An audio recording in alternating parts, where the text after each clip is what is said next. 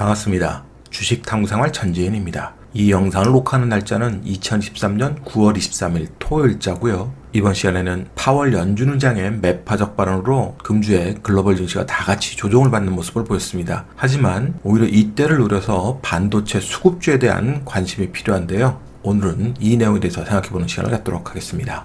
먼저 시황을 살펴보면 금주에 연준의 통화정책 회의가 있었죠. 연준의 경제 전망치를 살펴보면 GDP 전망치가 6월달 1%에서 9월에는 2.1%로 상향 조정됐습니다. 내년도도 1.5%로 1.1%보다 상향 조정된 걸 볼 수 있죠. 물론 올해보단 떨어집니다. 실업률 같은 경우도 4.1에서 3.8로 좋아지고 4.5에서도 4.1로 좋아지고 실업률은 떨어지는 게 좋으니까요. 그러니까 여전히 실업률에 대한 전망은 상당히 긍정적인 수준인 겁니다.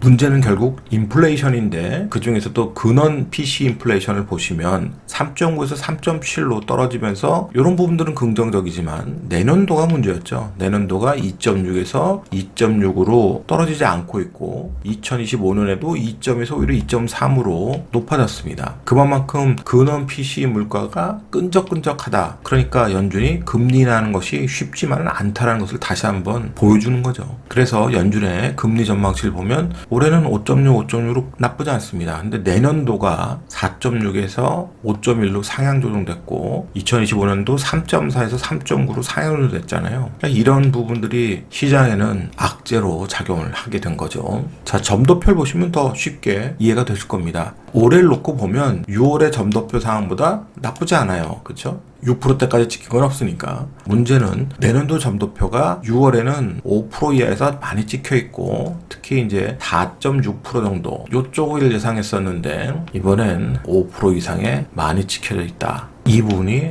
상당히 부담으로 작용을 하게 된 거죠. 10년 만기 미 국채금리도 급등을 해서 4.4%를 돌파하고 4.5% 진입 시도를 하고 있습니다. 금리가 이렇게 가파르게 올라가면 결국 증시에는 악영향을 미치니까요. 채권도 팔고 주식도 파는 완전히 수급이 악화되는 상황을 연출하게 되는 겁니다. 유가 같은 경우도 사우디의 견제가 계속되고 수요 회복 기대감 이런 것들을 계속 이슈로 세력들이 다루다 보니까 90불을 중심으로 등락을 할 것으로 예측됩니다. 이게 빠르게 떨어지지 않으면 계속해서 인플레이션 부담이 될 거고요. 세력들 입장에서 빠르게 차익 실현하지 않으면 유가는 90불에서 계속 등락을 거듭할 것으로 지금 보여지죠. 겨울철이 또 있잖아요. 결국 나스닥 지수가 기술적으로 일부 반등했다가 갭하락하면서 툭 떨어졌습니다. 금리 부담이 작용을 한 것으로 보이시죠? 자, 13,000 테스트 하는데 기술적으로 또 반등을 하더라도 이번에 고점이 낮아졌기 때문에 마찬가지로 이번에 반등도 어떤 모멘텀이 없으면 고점에서 낮아진 상태에서 또다시 저항을 받을 가능성이 충분히 있습니다. 그 부분 염두하면서 전략을 짜야 되겠죠. 하지만 오히려 이럴 때 엔비디아를 노렸던 사람들은 좋잖아요. 엔비디아가 여기서 찌글거리거나 밑으로 추가적으로 조정이 나오면 분할로 대응해서 반등을 노릴 수 있는 결국 이런 조정장들이 1개월이건 2개월이건 3개월이건 조정을 거치다가 반등을 하면 결국 기존의 대장주들이 다시 한번 반등을 주도를 할 겁니다. 그러면 해외 주식을 노리는 사람들은 글로벌 1등인 엔비디아를 노리는 게 가장 좋겠죠.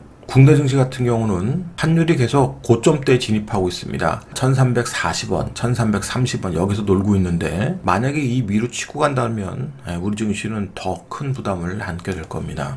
더군다나 고객 예탁금도 지속적으로 감소 추세에 있잖아요. 50조 깨면 상당히 위험할 수 있다 그랬는데 50조 깼다가 일부 조금 들어왔습니다. 그런데 다시 고객 예탁금이 급속도로 증가할 수 있는 모멘텀이 지금 우리 시장에 없잖아요. 그러면 계속해서 빠질 가능성이 충분히 있습니다. 그러면 시장 수급은 굉장히 좋지 않을 거다. 더군다나 신용잔고도 지금쯤에 이렇게 좀 빠져줬으면 좋았을 텐데 아직도 20조 이상에서 놀고 있잖아요. 이게 19조 때까지 빠져줘야 될 텐데 만약에 이게 한 방에 빠지는 모습이 나온다면 굉장히 큰 변동성이 있으니까 그런 부분들을 감안하셔야 돼요. 그래서 지금 신용잔고 높은 종목들은 상당히 주의하셔야 됩니다. 자, 우리 지수 보면 2500포인트 지금 코스피는 테스트 중인데 반등도 하더라도 역시 우리도 고점이 낮아진 상태이기 때문에 새로운 모멘텀이 나오지 않으면 맞고 다시 떨어져서 조정받으면서 확인 작업도 들어갈 수 있는 거죠. 코스닥 같은 경우는 마찬가지 2차전지 관련된 지금 악재들이 나오고 있기 때문에 반등에도 반등폭이 크지 않고 다시 확인 작업할 가능성이 얼마든지 있습니다.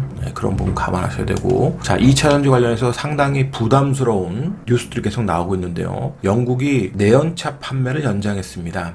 기후 대책에 대한 속도 조절인데 이건 전기차, 2차전지뿐만이 아니라 신재생 에너지 관련주들도 좋지 않은 그런 뉴스가 되겠죠. 근데 영국뿐만이 아니라 유럽이 전반적으로 그렇게 방향을 좀 선회할 가능성이 있고 미국도 어떻게 될지 모릅니다.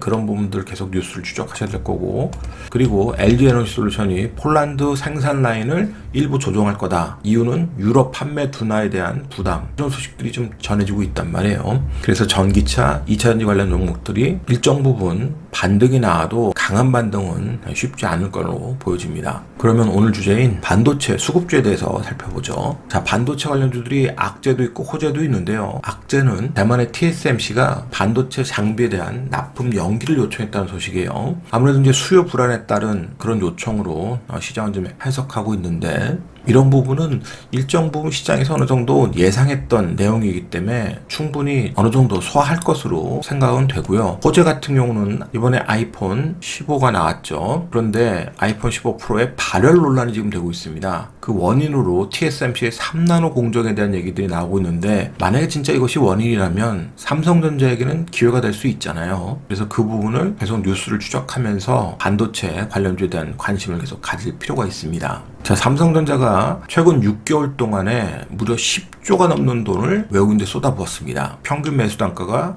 68,400원 정도 되고요. 지금 보합권이에요. 수익이 크지 않습니다. 그래서 추가 조정 나오면 얼마든지 삼성전자를 대응할 수 있는 기회가 되겠죠. 그리고 지난번에 삼성전자의 엔비디아발 호재, 이런 뉴스가 나왔을 때 소개를 해드렸던 하나마이크론 같은 경우 8월 29일부터 9월 22일까지 꾸준하게 외국인들이 매집을 하고 있습니다. 중간에 한 번씩 물량이 좀 나왔지만 다시 또 그 물량을 담아가는 모습이에요. 평균 매수가가 27,800원 정도 되고, 지금 지수 조정 나오면서 같이 조정권에 들어와서 마이너스 7% 이상 손실을 보고 있습니다. 그러면 이들이 엄청난 물량으로 손절치고 나가지 않는 이상은 분명히 기술적으로 또 반등하면서 움직일 가능성이 있으니까 그 부분을 노려서 매매 전략을 짜시면 될 것 같아요. 그러면 차트를 통해서 주가의 위치와 전략을 생각해 보겠습니다. 자, 하나마이크론 지난번에 급등 나왔을 때 소개를 해드렸었는데, 그 이후에 일정 부분 고공돈투하는 과정에서 기관들의 차익 실현이 계속 나왔죠. 그리고 지수 조정 나오면서 같이 좀 빠졌습니다. 다행히 큰 거래량 없이 지금 밀리고 있는데요. 만약에 고공돈투 이런 저점대에서 노렸던 분들이 있다 그러면 반등하면 비중을 줄였다가 다시 대응하는 게 좋습니다.